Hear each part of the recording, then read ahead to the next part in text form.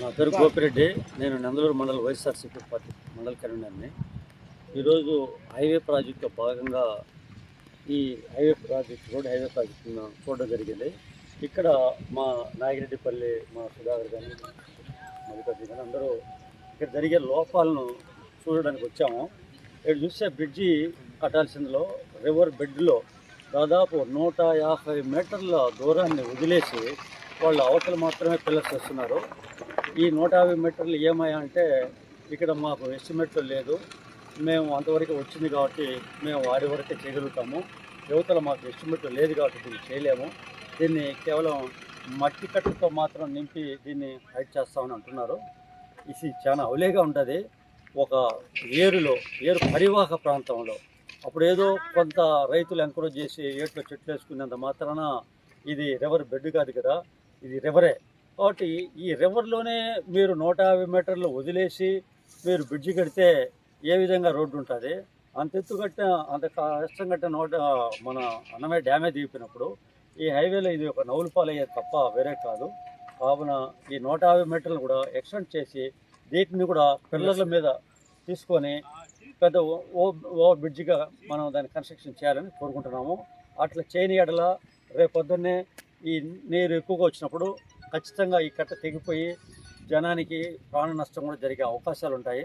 కాబట్టి దీన్ని దృష్టిలో పెట్టుకొని ఖచ్చితంగా దీన్ని అవసరమైతే డీవియేషన్ పంపించుకొని ఇమ్మీడియట్గా దాంట్లో భాగంగా ఈ 150 మీటర్లకు కూడా ఈ మన పిల్లర్లు వేసి బ్రిడ్జిని కన్స్ట్రక్ట్ చేయాలని కోరుకుంటూ ఈ విషయాన్ని పై అధికారులు కూడా తెలియజేయాలని కలెక్టర్ గారు కానీ, హైవే ప్రాజెక్టు వాళ్ళు కానీ, దాని కన్సర్న్ హైవే ఇంజనీర్స్ కానీ దీన్ని ఆలోచన చేసి వెంటనే ఇది చెయ్యాలి, వీటిని పరిగణించాల్సిన అవసరంలో ఈ చెయ్యరులోనే కొంతమంది అంచున ఏదో కొన్ని చెడు పెంచుకున్నారు.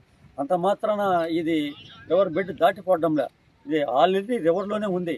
బట్ రివర్లోనే ఉండేటప్పుడు ఇది దాటిపోతుంది, అది కట్ట కనపడతా ఉంది.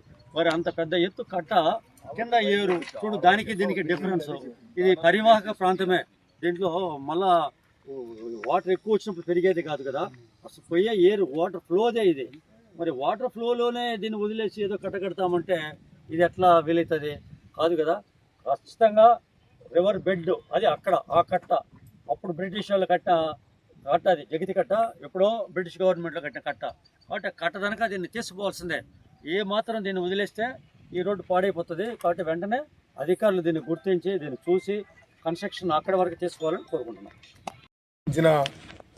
రోడ్డు బ్రిడ్జ్ అయితేనేమి, రైల్వే బ్రిడ్జ్ అయితేనేమి మన యొక్క జగతికట్ట బ్లడ్ బ్యాంక్ దగ్గర నుంచి తీసుకోవడం జరిగింది. మరి ఇప్పుడు ఈ నేషనల్ హైవే బ్రిడ్జి ఎక్కడైనా కూడా ఈ బ్యాంకు లోపల ఎవరు కూడా పర్మనెంట్ స్ట్రక్చర్ చేయాలనేది సుప్రీంకోర్టు గైడ్లైన్స్ చేయరు. కానీ ఇక్కడ వీళ్ళు దీన్ని మామూలుగా మట్టితో నిర్మించిన దానివల్ల ప్రతి 10 సంవత్సరాలకు ఒకసారి చెయ్యేరు పూర్తి స్థాయిలో పారి బ్రిడ్జి తగిలిన సందర్భాలు ఉన్నాయి. కాదు, మాకు తెలిసిన సందర్భంలో 1990లో వచ్చింది, మళ్ళీ 2000లో వచ్చింది, 2010లో వచ్చింది, 2021లో వచ్చింది. కాబట్టి మీరు గతంలో ఈ పరివాహక ప్రాంతంలో వీళ్ళకు అవగాహన లేక, అందులో ఇక్కడున్న రైతులు ఈ చెయ్యేరులో ఆక్యుపై చేసుకున్న భూమికి పరిహారం ఇచ్చిన దాని వలన వీళ్ళు పొలాలు అనుకుంటున్నారు. కాదు, మట్టి దుంకు ఏదో చెట్లు వేసుకున్న రైతులు జీవనం సాగిస్తున్నవారు తప్ప తాత్కాలికంగా ఇది చెయ్యేరు కిందికే పరిగణించి ఈ యొక్క పిల్లర్స్ని ఎక్స్టెండ్ చేసి బ్రిడ్జి నిర్మించవలసిందిగా మేము కోరుకుంటున్నాం.